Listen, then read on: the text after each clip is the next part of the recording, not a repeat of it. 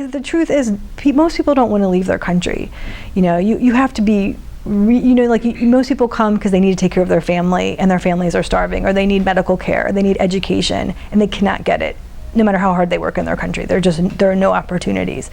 The movement of workers is strongly regulated, and so when they try to leave to find work, then they find themselves in situations where they can't get citizenship, and therefore they can't get protections in the labor market. And then for many, it's a movement from the south to the north, or from the peripheral to the core, or from the third world to the first world, however we want to say that. It's countries that have been colonized moving to countries that were the colonizers. Finally, if we're serious about economic growth, it is time to heed the call of business leaders, labor leaders, faith leaders, law enforcement, and fix our broken immigration system.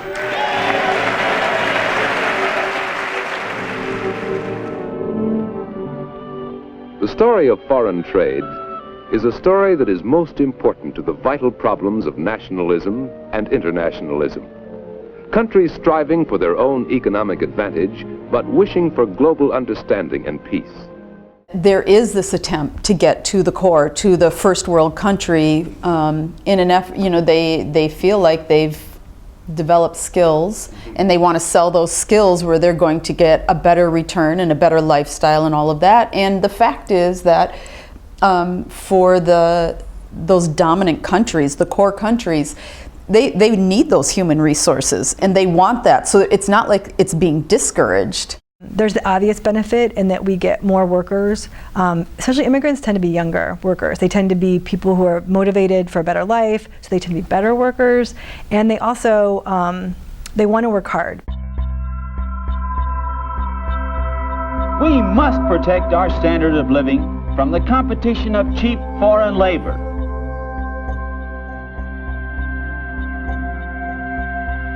So you have a company like Hanes that makes t-shirts.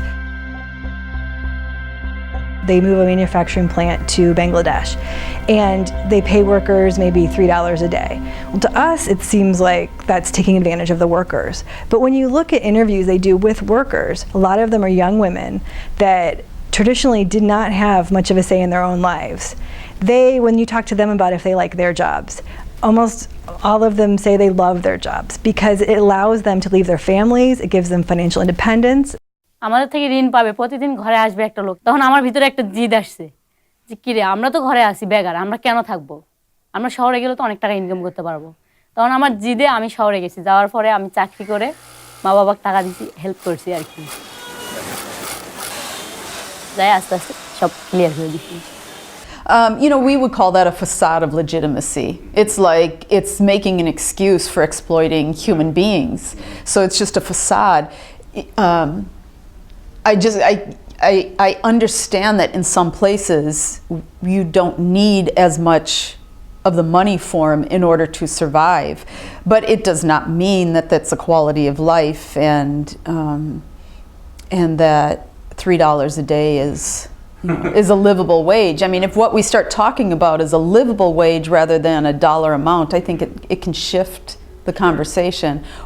Raw materials, goods, and services move from nation to nation, meeting demands and raising the standard of living of everyone.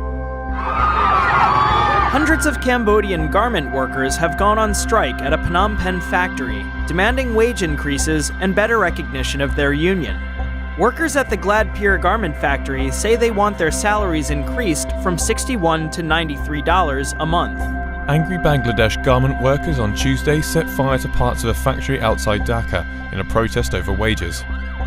The present minimum monthly wage of $38 is around half that of the rival Asian exporters Vietnam and Cambodia, and just over a quarter of the rate in top exporter China.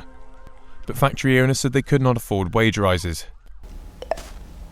Who's going to create an international law that's going to regulate capital? Because when we start looking at political economy, who has political power? It's the people with the money. They're not going to set up regulations in a way that's going to benefit the workers and work against themselves.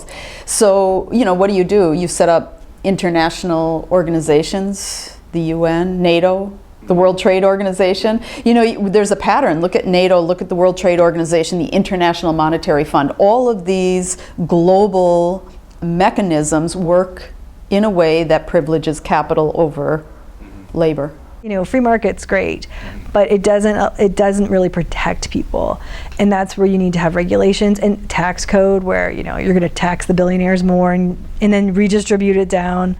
You know, there's this African concept called Ubuntu, U-B-U-N-T-U, and it means I am because we are, that individuals can't exist outside of community, and that we are part of something so much larger than ourselves.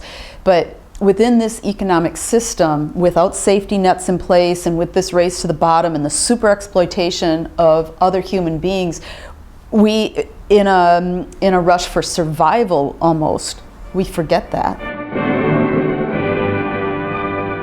Look around you. You'll find many things that go to other countries, that come from other countries.